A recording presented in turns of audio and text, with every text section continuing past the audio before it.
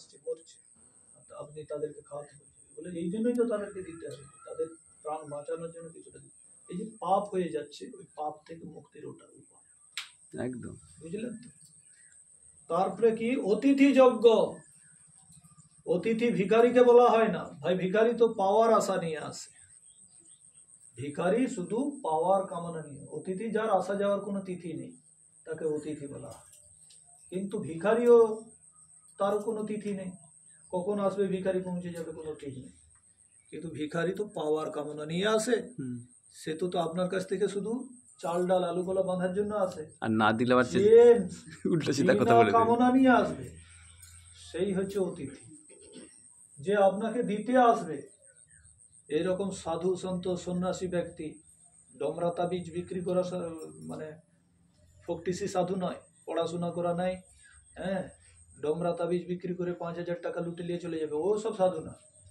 যারা বাস্তবে সাধু, যারা আপনাকে শিক্ষা দিবে, জ্ঞান দিবে, বিদ্যা দিবে, আপনার সন্তানদের সুশিক্ষা দিবে, সেই সব সাধু এলে তারও সেবা করবে, এটাই হচ্ছে অতিথি যজ্ঞ।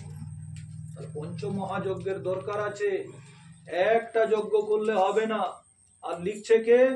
শ্রীপদ না প্রভুপদ, শ্রীপদ গোস্বামী। শ্রীপদ গোস্বামী তার লিখছে কি, ওই শ্লোকটা এমন অপব্যাখ্যা করে গেছে, ওই শ্লোকটার অর্থ করতে গিয়ে বলে, দেখো এটা কলিযুগ, এখন মানুষের কাছে সামর্থ্য নাই, টাকা পয়সা নাই। আচ্ছা, আপনাদের কাছে টাকা পয়সা নেই 1 কিলো ঘি কেনা? রোগের জন্য সেখানে দাঁড়াতে হচ্ছে লম্বা লাইন করে, ডাক্তারের কাছে লাখ লাখ টাকা ফুটে যাচ্ছে, এখানে 500 টাকা নেই 1 কিলো ঘি কেনার মতো। লিখে দিচ্ছে, বলে মানুষের কাছে সামর্থ্য নাই, মানুষের কাছে সময় নাই, হ্যাঁ, তো এই কলিযুগে শুধু নাম যজ্ঞ করলে উদ্ধার হয়ে যাবে, অন্য কোনো যজ্ঞের ভূমিকা নেই। এইরকম মূর্খতাপূর্ণ কথা লিখেছে শ্রীপদ গোস্বামী, যখন কি এটা লেখা উচিত ছিল না। কৃষ্ণ বুদ্ধিমান ছিল না, এই প্রভুপাদ বেশি বুদ্ধিমান? কৃষ্ণ নিশ্চয় বুদ্ধিমান, তো তিনি যেটা লিখে গেছেন তার তুমি অপব্যাখ্যা করে বলছে এই কলিযুগে 5টা যজ্ঞের দরকার নেই, শুধু নাম যজ্ঞ করলে হয়ে যাবে।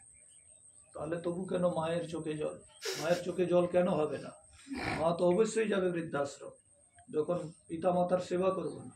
বয়স্ক মা বাপের সেবা করলে, আবার যখন আমরা পিতৃযজ্ঞ শুরু করে দেব, মা বাপের তখন সেবা হবে, প্রতিদিন চরণ স্পর্শ প্রণাম হবে, হ্যাঁ, তাকে জিজ্ঞেস করা হবে, একই সাথে বসে খাওয়া হবে, তখন দেখবেন একটা পরিবার ব্যবস্থিত চলবে, ভেঙে যাবে না, কবি পরিবার ভেঙে যাবে না। পঞ্চমহাযজ্ঞ করে আপনারা চলবেন। ঠিক আছে, আজকের উপদেশ এইটুকুই। আপনাদের কোনো জিজ্ঞাসা থাকলে